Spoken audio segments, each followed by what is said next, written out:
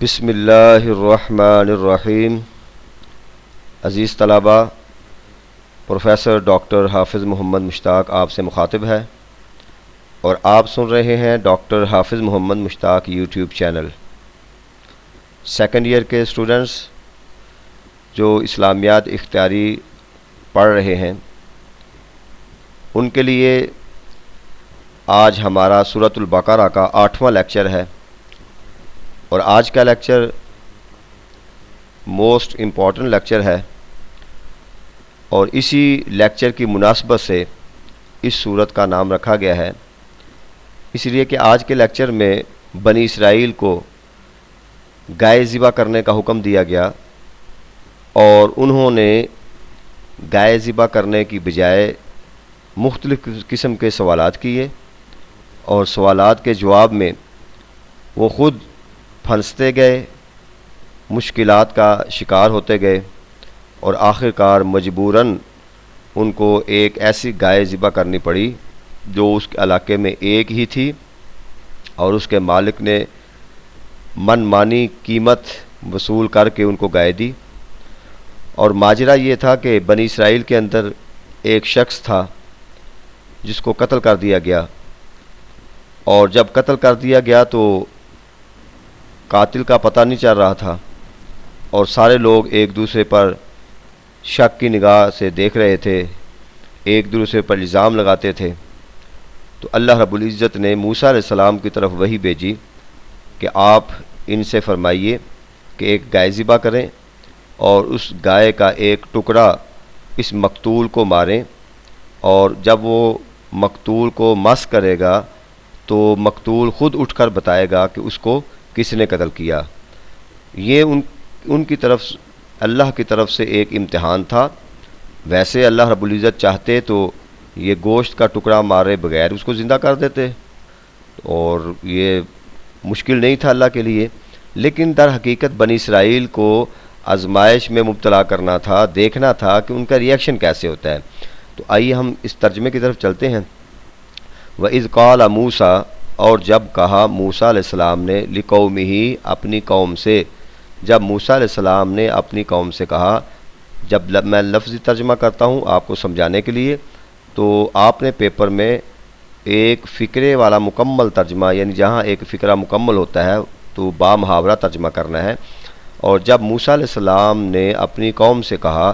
ان اللہ، بے شک اللہ تعالیٰ، یأمرکم، تم کو حکم دیتا ہے، بے شک اللہ تعالیٰ اے بنی اسرائیل والو تم کو حکم دیتا ہے، ان تذبحوا بقرہ، یہ کہ تم ذبح کرو ایک گائے، بقرۃن یعنی ایک گائے، بے شک اللہ تعالیٰ تم کو ایک گائے ذبح کرنے کا حکم دیتا ہے۔ قالوا، وہ آگے سے کہنے لگے یعنی بنی اسرائیل والے، اتتخذنا ہزوا، حمزہ استفہامیہ ہے کہ اے موسیٰ علیہ السلام کیا آپ ہم سے مزاح کرتے ہیں؟ قال، تو موسیٰ علیہ السلام نے کہا اعوذ باللہ، میں اللہ کی پناہ چاہتا ہوں، میں اللہ کی پناہ میں آؤں، ان اکون من الجاہلین، یہ کہ اگر ایسا کام کروں جاہلوں والا۔ یعنی ایک بات تو واضح ہو گئی کہ جو دین کے معاملے میں مزاح کرتا ہے تو وہ جاہل ہوتا ہے۔ تو موسیٰ علیہ السلام نے کہا کہ میں اگر اس معاملے میں یعنی اللہ کے پیغام کے معاملے میں تم سے مزاح کروں تو ایسے ہی ہوں جیسے میں جاہلوں میں سے ہوں، تو یہ میں ایسا نہیں کر سکتا،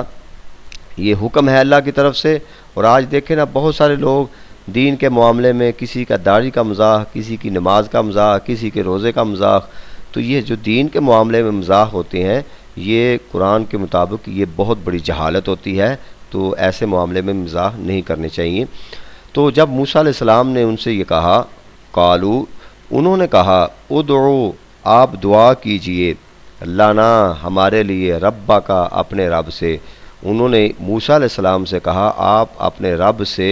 دعا کیجئے ہمارے لیے۔ کیا دعا کیجئے؟ یبین لنا ما ہی، وہ واضح کرے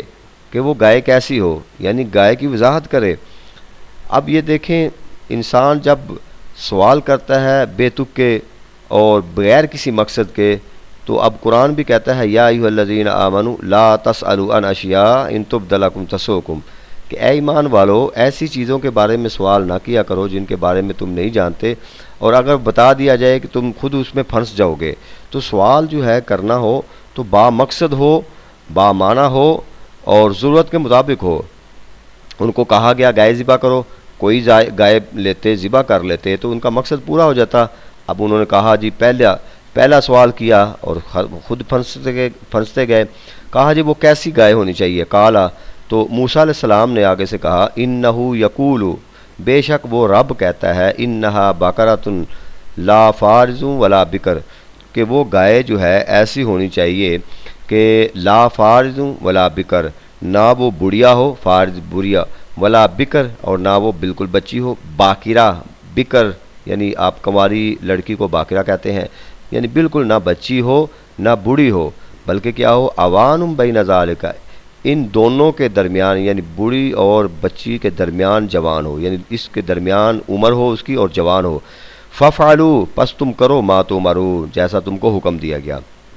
اب ابھی تک بھی ایک دو شرط آئی تھی کہ وہ جوان ہونی چاہیے، نہ بوڑھی ہو نہ بچی ہو، تو ابھی بھی بہت زیادہ مشکلات میں نہیں پھنسے تھے۔ لیکن آگے پھر کیا کہا انہوں نے؟ قالوا، انہوں نے کہا ادع لنا ربک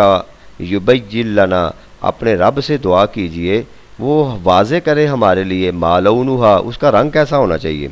اب وہ رنگ کی طرف پڑ گئے ہیں کہ وہ گائے جو ہو اس کا رنگ کیا ہو۔ قال، تو موسیٰ علیہ السلام نے فرمایا انہو یقول، بے شک وہ رب کہتا ہے، انہا بقرۃ صفراء، بے شک وہ گائے جو ہے وہ زرد رنگ کی ہونی چاہیے، فاقع لونھا تسر الناظرین، یعنی اس کا رنگ چمکیلا ہو، یعنی زرد بھی ہو اور چمکیلا ہو، اور تسر الناظرین، دیکھنے والوں کو وہ بہت زیادہ بلی لگتی ہو، خوبصورت لگتی ہو۔ اب زرد میں بھی ہلکا زرد، تیز زرد، چمکیلا زرد، تو کہا زرد بھی ہو اور چمکیلا قسم کا ہو اور دیکھنے والوں کو خوبصورت لگتی ہو، اچھی لگتی ہو۔ لو جی ایک اور شرط عائد ہو گئی۔ آگے کہتے ہیں قالوا ادع لنا ربک، کہنے لگے موسیٰ علیہ السلام سے کہ آپ اپنے رب سے دعا کیجئے ہمارے لیے، یبین لنا ما ہیا، کہ وہ اپنے رب وہ ہمارے لیے واضح کرے کہ وہ گائے کیسی ہونی چاہیے۔ ان البقرۃ تشابہ علینا، کیونکہ اس طرح کی ملتی جلتی گائیں تو بہت زیادہ ہوتی ہیں، تو ہم پر جو ہے نا یہ مشتبہ ہو گئی ہیں، ان کی ماہیت اور اس طرح کے رنگ کی گائے تو بہت زیادہ ہے، تو آپ ذرا یہ بات بھی واضح کر دیں، اور جب آپ کر دیں گے نا تو انا انشاءاللہ لمہتدون، تو بے شک انشاءاللہ ہم جو ہے وہ ہدایت والے ہو جائیں گے۔ تو ذرا یہ بات بھی پوچھ دیں اللہ کی بارگاہ سے کہ اس طرح کی گائے بہت زیادہ ملتی جلتی ہیں، متشابہ ہیں، تو ذرا اس بات کی وضاحت فرما دے۔ قال انہو یقول انہا بقرۃ، بے شک اللہ موسیٰ علیہ السلام نے فرمایا کہ وہ اللہ رب العزت یہ کہتا ہے، انہا بقرۃ، وہ گائے ایسی ہونی چاہیے، لا ذلول تثیر الارض، کہ وہ گائے جو ہے وہ زمین پر وہ ہل جوتنے کے کام نہ ہی ہو، ولا تسقی الحرث، اور نہ اس کے ذریعے کھیتی کے لیے پانی نکالا گیا ہو، جیسے پہلے زمانے میں جانوروں سے پانی نکالتے تھے، تو نہ کھیتی کے لیے پانی نکالا گیا ہو اور نہ ہی وہ ہل جوتنے کے لیے استعمال کیا گیا ہو، بلکہ مسلمتن، وہ بالکل تندرست ہو، لا شیۃ فیہا، اس پر کوئی داغ بھی نہ ہو، یعنی بے داغ ہو، صحیح سلامت ہو، کھیتی کے لیے استعمال نہ ہوئی ہو اور نہ ہی پانی کو نکالنے کے لیے استعمال ہوئی ہو،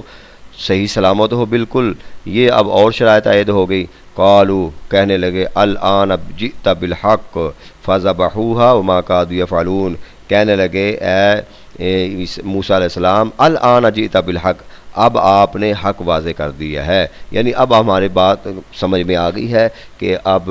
کون سی گائے ہے جو اس کو ہم نے ذبح کرنا ہے۔ فذبحوها، قرآن کہتا ہے انہوں نے ذبح تو کر دی، وما كادوا يفعلون، اور ایسے لگ نہیں رہا تھا کہ وہ ذبح کریں، تو ذبح تو آخر کار انہوں نے کر دی، لیکن ذبح کرنے والے لگ نہیں رہے تھے۔ وَإِذْ قَتَلْتُمْ نَفْسًا، اور جب تم نے قتل کر دیا ایک شخص کو، فَادَّارَأْتُمْ فِيهَا، پس اس میں تم اختلاف کرنے لگے، آپس میں جھگڑنے لگے، کسی نے قتل کیا،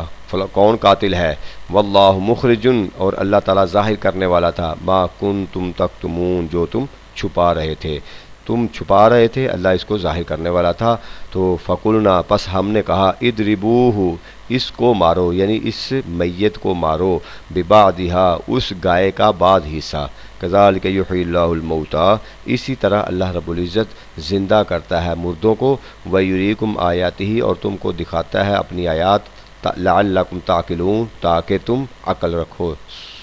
سوجھ بوجھ رکھو، اور اہل عقل والوں کے لیے نشانیاں ساری بیان کی گئی ہیں۔ اب دیکھیں یہ یہاں بھی قرآن نے کہا کہ اس کا بعض حصہ مارو، تو اللہ تعالیٰ تو اسی طرح زندہ کرتا ہے اس کو، تو اللہ رب العزت اگر چاہتے تو وہ ویسے ہی زندہ کر دیتے، لیکن یہ ان کی طرف سے ایک آزمائش تھی۔ تو جب اس کو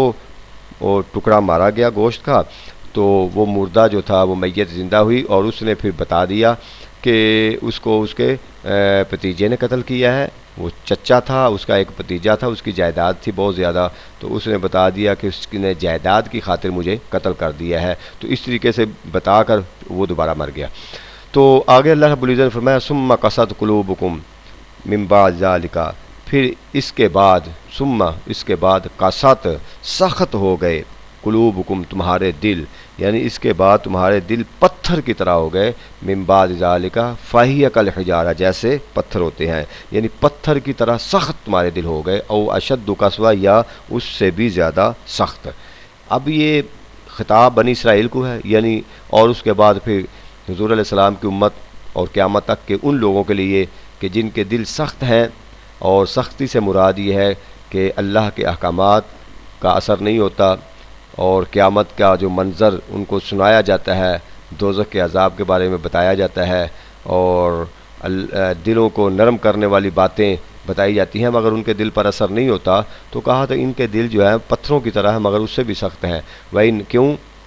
کہ وَإِنَّ مِنَ الْحِجَارَةِ، پتھروں میں سے بھی بعض ایسے پتھر ہیں، لَمَا يَتَفَجَّرُ مِنْهُ الْأَنْهَارُ، جس میں سے نہریں بہہ جاتی ہیں، فجارہ یتفجر، بہنا، منہ الانہار، ان میں سے نہریں بہہ پڑتے ہیں، یعنی پتھر بھی بعض ایسے ہیں جن سے نہریں بہتی ہیں، وَإِنَّ مِنْهَا، اور ان پتھروں میں سے کچھ ایسے ہیں، لما یشقق فیخرج منہ الماء، جو پھٹ پڑتے ہیں اور ان میں سے پانی نکل آتا ہے۔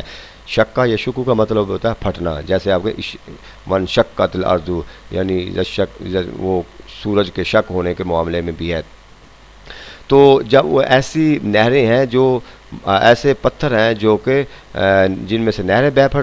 بہتی ہیں، اور ایسے پتھر بھی ہیں جو پھٹ پڑتے ہیں اور ان میں سے پانی بہہ پڑتا ہے۔ وَإِنَّ مِنْهَا، اور ان میں سے ایسے پتھر بھی ہیں، لَمَا يَهْبِطُ مِنْ خَشْيَةِ اللَّهِ، جو گر پڑتے ہیں اللہ کے خوف سے، یعنی زمین پر گر پڑتے ہیں۔ وَمَا اللَّهُ بِغَافِلٍ عَمَّا تَعْمَلُونَ، اور اللہ غافل نہیں ہے ان اعمال سے جو تم کرتے ہو۔ تو یہ اشارہ ہے واضح طور پر ان لوگوں کی طرح کہ جن کے دلوں پر کوئی اللہ کے احکامات کا، حضور علیہ السلام کی نصیحت کا کوئی اثر نہیں ہوتا، قرآن کا اثر نہیں ہوتا، ان کو کہا جا رہا ہے کہ تمہارے دل پتھروں سے بھی بڑھ گئے، پتھر بھی آخرکار جو ہے نا اللہ کے خوف سے گر پڑتے ہیں، ان سے نہریں بہہ پڑتی ہیں، یعنی یہ اشارہ ہے کہ گویا وہ بھی کہیں آنسو ان کے دل سے نکل آتے ہیں، مگر تمہارا دل جو ہے وہ پتھروں سے بھی زیادہ مضبوط ہے اور سخت ہے، کہ اللہ کے خوف سے آنسو نہیں نکلتے، ڈرتا نہیں ہے،